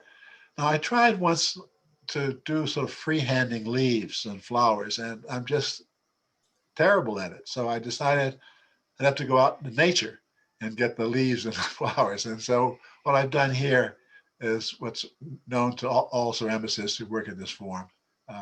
You take the leaf, place it on the leather hard clay, then you do what's called a kind of, what do we call it? Of waxing process. That's the green around the leaf. And that wax permits you to do the painting of the oxides onto the cup. And then in the next slide, you see the outcome. So if you have, the aficionados know that most of these are marijuana leaves. So I did this set for my colleagues in honor of the legalization of pot. And they're often into their homes. Pat has asked me why I don't show what I like to send around pots to these friends on certain occasions. This is one of them. Next slide. Okay, now this is going back to the fireplace. I spent some time in Tanzania years ago and was struck by the kind of simple elegance of the use of people in these forms. This was an ebony carving, which I brought back from Tanzania. It's about 2 feet, maybe 2.5 feet high in terms of scale. And as in the fireplace, I used plaster Paris and a wooden framing to cast it, and then put the stoneware in, got it to the right temperature. Then the rest of course, is hand building. Then I took it over to Sue Johnson on Solano, we've known for many, many years, and she and I coordinated on this and other projects with lamps. I'll show you another one in a moment. Next. Now this is a fireplace, which you've already seen. Again, it's the same technique inspired by this Tanzanian ebony sculptor.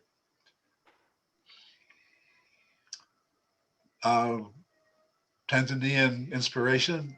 This is now hand building on the left. So these are obviously not, the base isn't thrown, but the very top is thrown. And that's a technique which is very familiar, where you are using this capacity to measure exactly the way in which the thrown part is going to integrate with the hand-built part. Then this figure is simply my exaggeration of what I learned in Tanzania as a form. Next slide. Same motif. This is based upon an African, actually a vase, but I decided it could work as a lamp. And here there are 8 different pieces, all thrown, but then pieced together with hand building. So there are 8 different pieces here. And then there's the arms, which are, you can't really see the angles, but they're quite interestingly shaped so they curve around. They're at about maybe 80 degrees and then on a slant. But it's a very challenging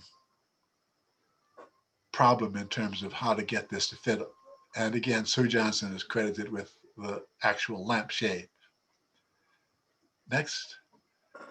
Okay, here's much later interest in porcelain, and this particular glaze I found interesting is because it goes back from red to pinkish to white, and makes a very interesting kind of combination. The squiggly forms on the cups are from my use of a garlic press. You can't see enough texture here, but if you saw them directly, you would see what I meant about the way in which the squiggly lines make an interesting artistic effect. And the last one, okay, this is almost the last one.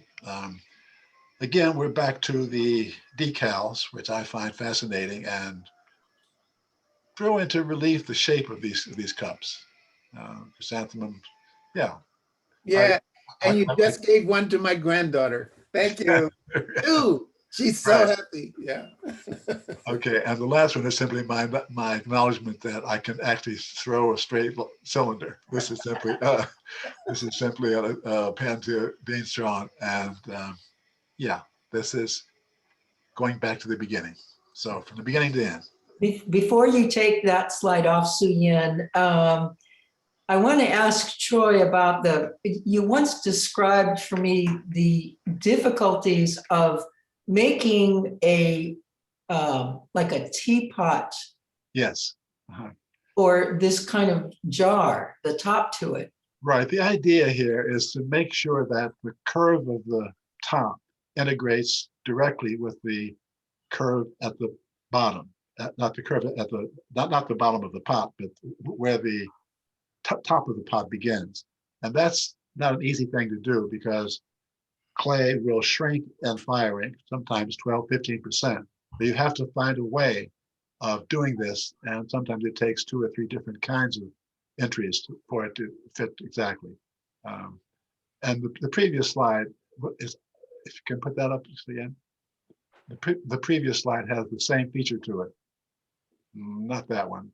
Yeah, the one of the teapots. One of the teapots. That's it. Okay, so once again here, you'll see that the hand building in combination with the throwing on the teapot.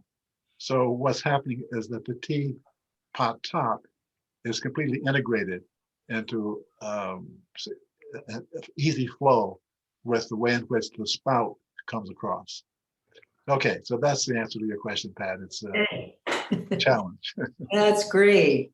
I have one last question. I'm just going to spring this on both of you before we move to the chat room. And I want to ask each of you to talk about, so what's next for you? Do you have any new projects you want to talk about?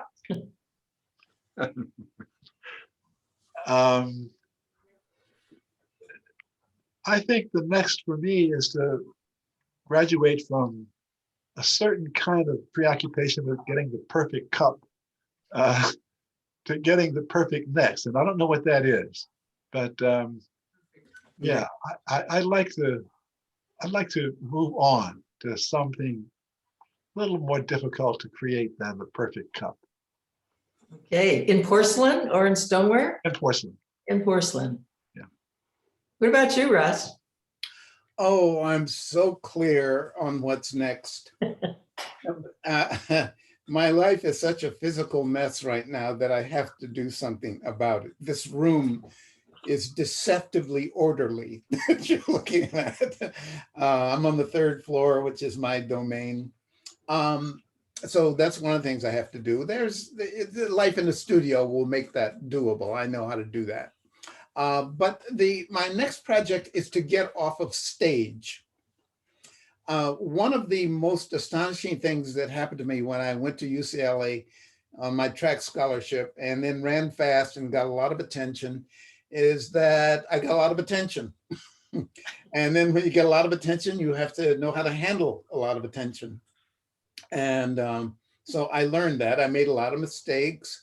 I hit on this one woman after I graduated, and she said, you know, I always hated you. And I said, why? She said, oh, you walked around campus like you owned it. And she was right. That's how I walked around campus like I owned it, because that's the way I felt. UCLA is so into sports compared to Cal. You have no idea how different it is. And I learned how to be on stage. And I had a lot of Hollywood going anyway in LA. And that's the person that Troy first met. And then I was in a musical that went to New York. I didn't go with it. I went to graduate school. And then you're a professor. You're on stage all the time. You have to present, and you have to present responsibly and so forth. And what I want to do is, and my children have learned how to do that. I don't know if I taught them, but my children and grandchildren are very good on stage. You need to see Lily, my little granddaughter's event when she was 7 years old at Freight and Salvage, and my big granddaughter who's in theater at the San Francisco State and off to Bristol next year in their drama program. And I'm figuring, okay, my work is done here. so I want to get off stage. I want to support my wife's music and make sure it gets more of a hearing and do stuff for other people and get my little booty off the stage. I'm 85, so I'm going to be off the big stage pretty soon. Okay, well, thanks to both of you. Now, I noticed I've been looking at the chat and it's hard to choose, but I'm just going to go over these quickly and share them with everybody because I'm not sure how many what you can see. Very early on, as I said, before the program started, as we were listening to Russ singing one of his songs, both recently composed and one that he sung in 1958, Sage Spatz said, "Wow, who knew?" And let's see. Connie Burton says, Troy, I was a sociology student at UC Irvine, I guess, in 1966, took Black Studies, which was then a non-credit class, not yet approved, question mark.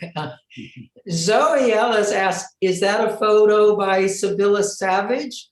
I think maybe the Hive Core one was by Sibylla, right? Sibylla, yeah. Mm-hmm. Yeah, Sibylla. Mm-hmm.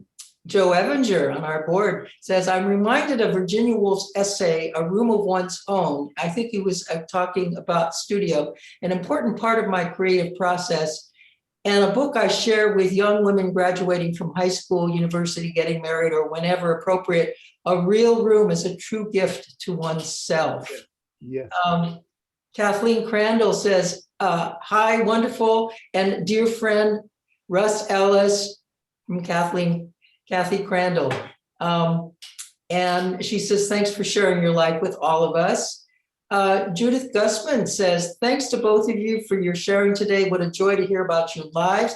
Something Russ said reminded me of a thought I've had. It seems to me that one form of sign language that used physical symbolism instead of spelling out words is metaphorical and thus avoids the distancing of the spoken word, which is more like text. So I wonder if people communicating this way have a more visceral interchange than people speaking to each other. Do either of you have any thoughts about this or know if there's any research about this? Let me pose that question to you. I don't have an answer for that, no. Yeah. You, Russ? Russ, It makes emotional sense. It does make sense. Mm-hmm. Mm-hmm. Mm-hmm. Let's see. David Vanderberg says, David watching Vanderberg from Brussels. It's nice to see and hear you, Russ. David Vanderberg watching from Brussels. Oh my God, Brussels. Wow, there you are. Thomas Spivey says, thanks for sharing. So nice to see you again, neighbors and fellow Berkeley retirees. Tom from the Bateman neighborhood. Here's one from Veronica Fuchsen. What was the outcome of Troy's working with porcelain? What was the outcome? I think you've seen it, right? Yeah, I mean, I simply have a lot of porcelains. I've had the last period. Okay, maybe I'll ask you. I'm going to put you on the spot, Troy. Are you going to show those anytime soon? Oh, that's an idea. That's a good idea. He's not answering. Okay. Kathleen Crandall says, Russ, if you could talk with anyone thinking of retirement from a career they love and want to make a transition to a new way of life that feels as fulfilling, what baby steps would you advise them to take? Hang on to your fantasies. That won't be what your life will be like. You're not going to build a boat and sail around the world. But the fantasies are an anchor that will get you there. and once you hang on to your fantasies about what your retirement life is going to be, retire as soon as you possibly can if the money's right. It's better to get out early if you really want to do this. But hang on to your fantasies. They're useful. They won't be what you retire to. You don't know what your retirement's going to be. Russ, it's Thomas Spivey says, wow, tell me about Berkeley. I was the associate director of ASUC for 6 years. It wears on you. art releases you, as my mother used to tell me.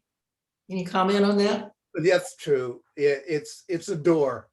You go through it and it's another place, especially if you can get out of the product mentality.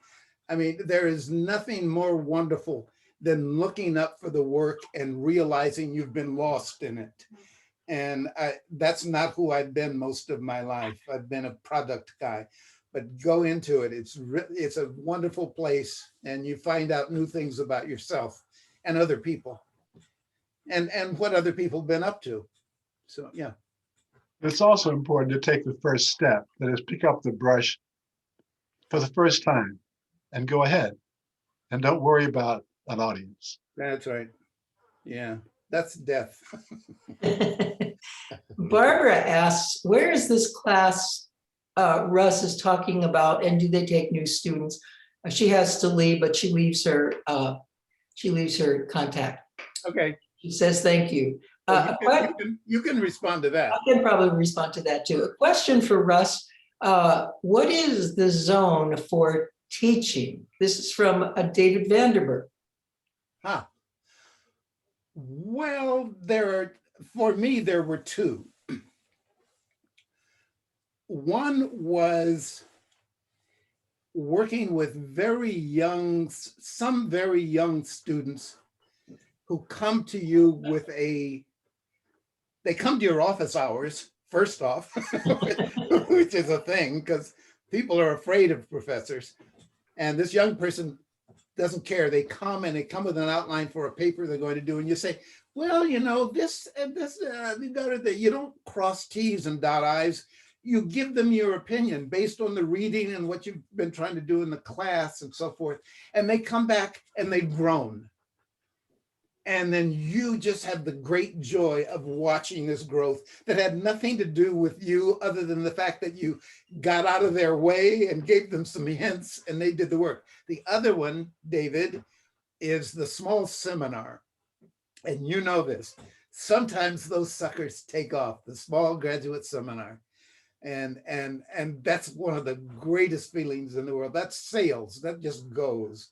When the 9 or 10 people are on a topic and they're into it. That's a zone. Wow. Troy, yeah. This is not about the zone, but it's about a certain kind of affirmation. And it's a cliche, but it's true. It's when your students exceed you.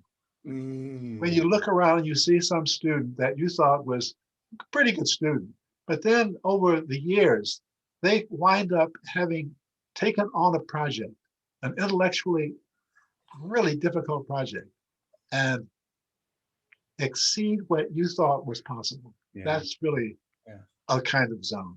Yeah. Oh, that's great. Yeah. Here's an affirmation from Marianne Brown, who says, this is an absolutely beautiful experience listening to and watching these two wonderfully creative people. Oh, and to me, Pat Sagai is a truly wonderful interviewer and friend of them. Thank you, Marianne. Susan Pierpoint, who is our North Oakland Village person, former president. She is now on our board. And she says to the panelists, do you both generally like your work? I appreciate art in just about all forms, but I have never once created anything I liked. So I just decided it wasn't for me. Any advice? Whoa. That's an audience problem. Vengeance. No, the quick answer to the first part of the question for me is, yes, I have grown to like my more recent work and have understood why I did not like my earlier work. Yes, I like a lot of my stuff. And a lot of it, you know, I turn it over and start working on the back of it or paint over it, which you know is a very popular thing because you never know there might be a happy accident in painting over something, you know, that's no good, right? Carol Jaffe says, bravo, Troy and Russ, great to see you both. Hey, Carol. Sally Curie says, Russ, I am a poet and would like to use your Golden Sandbox term in a poem. May I? only if you send me a draft. Hey, all right. We're sorry, Sally, you weren't getting pictures, images during this. Jay Kransberg says, Russ, love the figure ground balanced painting. Mhm. And Zoe Alice commented, this was your 79th birthday pop Oh, yeah, paint splatter picture. yeah. And Jean Pimentel says, I love how many times Russ says, I'm very happy. I like that too. Yeah. And Zoe reminded us that I booked that paint splatter party for you. Oh, okay. All right. Let's see. Arlene Reef, who works with me on the Exploring Creativity group, says this is an amazing conversation facilitated by you, Pat. Hope you plan to mention that the artwork will be archived on our creativity website. So that is soon to come. We will post the slideshow in that. I think the entire video recording of this presentation will be up. I'm not quite sure when. David Baker says, hi, Russ, one of your former students at the College of Environmental Design. Nice work. And you can draw. That's what David says. David Baker? Oh, my God. Yeah. No. Oh, Marcia brings up something interesting. Troy, was I mistaken to find in one of Troy's fireplace blocks a woman's breasts? If you saw it, it's there. All right. Let's see. Katie Hawkinson, our dear teacher. Yay. For a wonderful conversation. And Dorothy Tabron says, how long have both of you been in ceramics and painting? Are there other projects in your future? I think we answered that. I enjoyed the paintings and ceramics. So I think you may have answered that, but Troy has been doing it since the 60s, right? Right. And Russ, you've been at what? Well, I've been an aficionado and a doodler and messing around kind of person since mudball years. But no, I really got into it when I retired in 1994. Okay. I saw a question from someone who asked me, what did I not like about my earlier work? And it's in hindsight. At the time I was doing it, I thought it was okay. And again, as I said during the presentation period, I thought it was okay because it was useful, but I didn't have the sense of form that I now have, and it dominates how I think about a particular piece of work. So that's the retrospective interpretation of my youthful attempts in ceramics. Hey, David asks, how can we get access to the recording? Suyin, can you just comment when you think the recording will be up on the website? It should be up later today, and I've put our YouTube link in the chat. I'll place it there again. Okay. And Joe Evinger wanted to comment that the comment about a room of one's own was from Sarah Evinger, not him. Let's see. Fried Whitman says, bravo and thank you, Russ and Troy. You both remain an enormous inspiration for me in so many ways after so many years. I'm still at it after all these years. Thank you to you, Fried Whitman.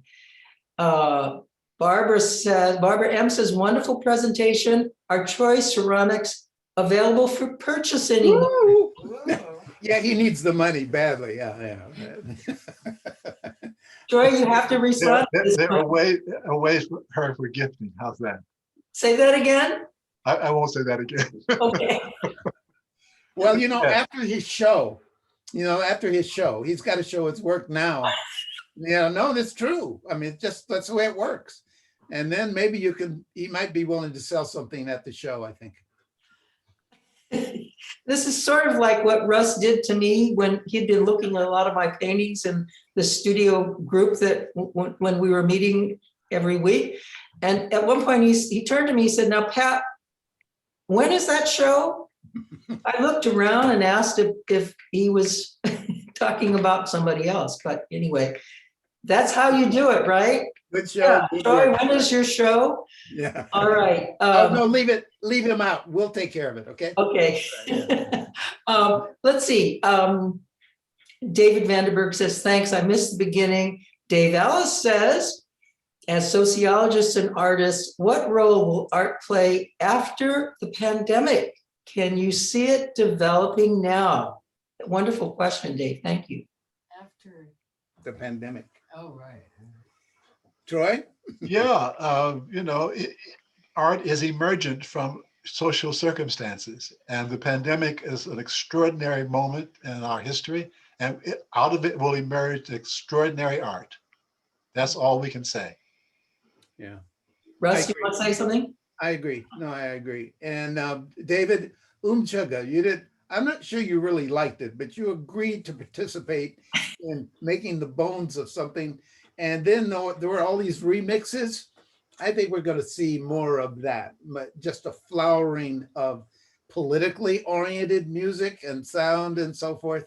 Yeah, I think we're in for a big explosion of music and the graphic arts and everything else. Oh, let's hope so. Oh, it's guaranteed.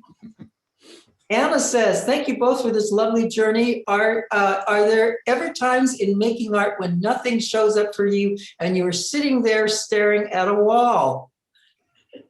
Is the Pope Catholic?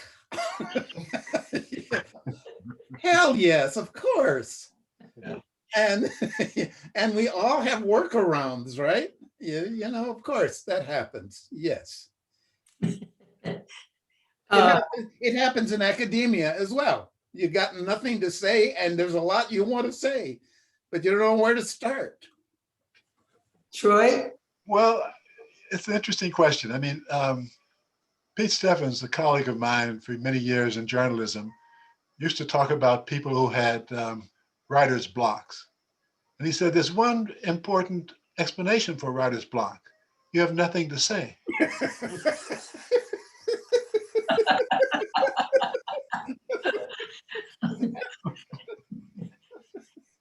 I want to, somebody has said, Suyin posted Russ's website. If those of you who would like to see more of his work and his musings, it's it's here in the chat room. It's poopah.net, Poopah, which is Russ's name. My big granddaughter gave me that name when she was like 4. Poopah. Yeah, I love Poopah. that. David Vanderberg said to some point to you, lovely answer, Russ. Rochelle Lefkowitz, hello, Rochelle and Felix Kramer. Can we see all 3 of you? You mean Felton as well? I don't know whether, what was that? Whether. That's probably what you meant. Let's see, Lori Volton, here's an affirmation of Patricia, great interview. You are a fabulous facilitator. Well, thank you. Let me see. Veronica Fuchsen asks, what is it about Troy's earlier work that he doesn't like? Oh, we already answered that one. Yeah, I answered that. Yeah. Okay, Harvey Healthfan says, thank you both, Russ and Troy. You inspire and reinforce the good advice to, quote, follow your bliss. Harvey Healthfan from Albany. And let's see, and Rochelle and Felix say, yes, maybe it's the 3 of the guys. I'm not sure if Felton is on today. Speak up, Felton, if you are. Are any of your works, all right, to the panelists for sale? If so, how to contact you? Contact Russ.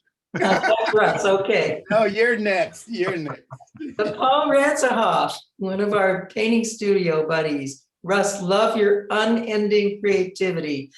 Kit Eckel, my buddy, calling in from Vancouver. Does confidence in your own work come from the work, or does your confidence create the environment for your best work?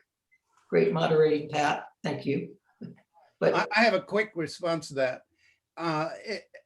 And Troy's already alluded to this, but I think it's finding a way to jettison old audiences.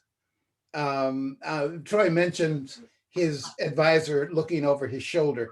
If you get a PhD, there's your chair of your committee and then your committee members, and they're all looking over your shoulder as you're writing your dissertation, and you have to realize them. And then there's much literature on this. The people that Troy talked about who amaze him, who are ex-students, there is a moment after which the mentor has nothing more to teach and the student takes off. You have to learn to simulate that and simply say, hey, I'm here to do it. I'm not here as a student or a supplicant. I'm doing it. And what I'm doing is interesting to me and my mother and my kids, that'll do, just do it, Yeah. Paul Ranzahoff says also inspires me. Kit Eckel says a wonderful conversation. And let's see, Su Yin has posted when the recording will be available, which channel. Let's see, Zoe says she means on screen. Oh, can we see all three of your faces at once? Well, wait a minute. We're not quite finished yet. Dave Ellis, Poopa, your grandson would like to learn your mud ball technique.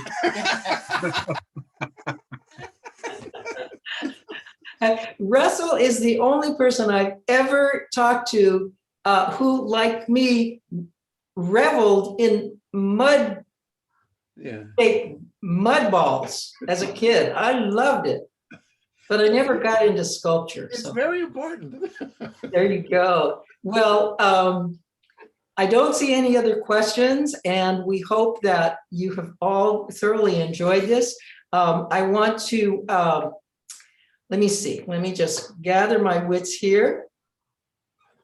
Okay, I just want to, let me close out before I introduce Andra, our board president, but I want to thank all of you for coming to the event today, and we hope the conversation about creativity stimulates your own creative urges. That's the whole point of the work that the Exploring Creativity Group is doing. Our thanks to both Troy and Russ for sharing their insights and being public about their creative works with us. I was really honored to have had the opportunity. And once again, I want to point to poopa.net if you would like to see more of Russ's work. Go to Bandcamp and Berkeley Cat Records and look at Russ Ellis, and you'll find Music from the Garden, and that's where the songs are. Okay, it's a wonderful album. I want to also thank Su-Yin Bickner for all of her administrative support and technical assistance and her patience for this event. As you know, Su-Yin is everywhere all at once. That just totally amazes me.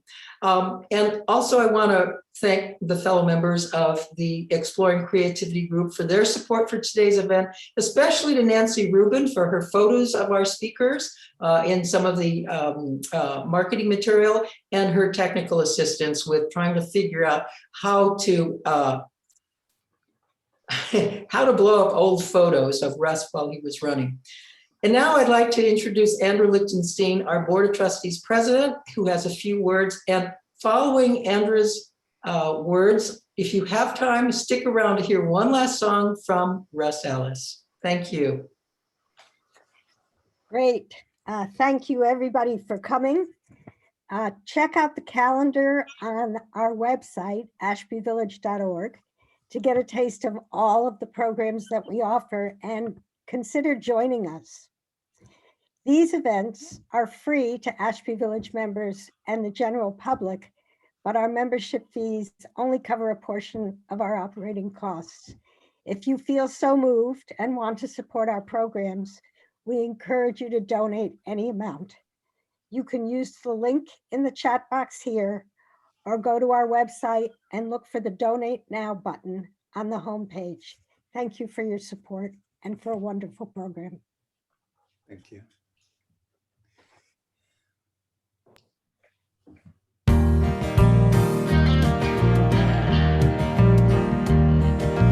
This is my last glass of wine, gentle folks and ladies, I feel fine. Big red devil out my door, I ain't swearing off no more. So let's drink to this last glass of wine.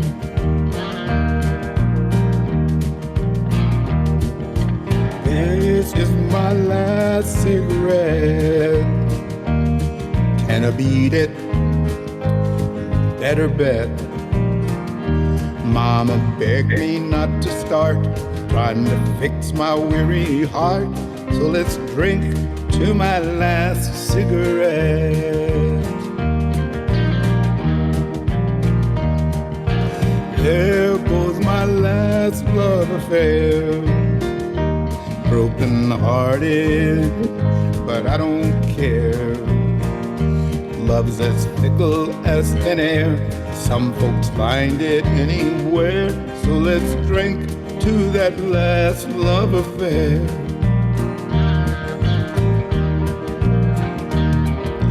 Love's the big addiction. It ought to be illegal. What it does to people just ain't fair.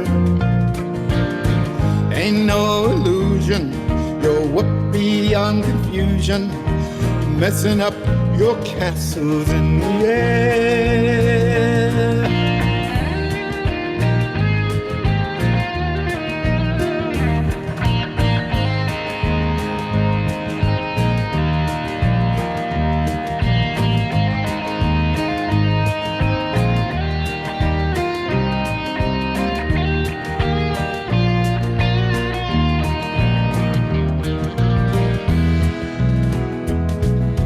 There goes my last love affair.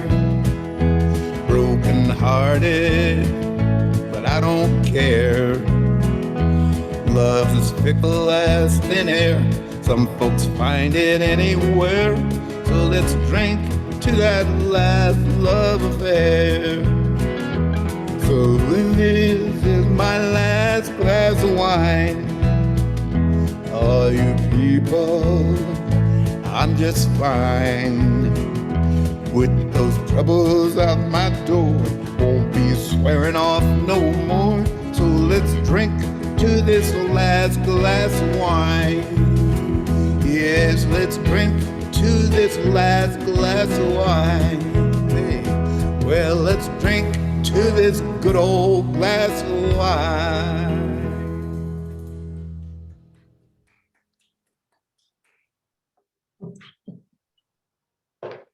Wow. That's a lie. Oh,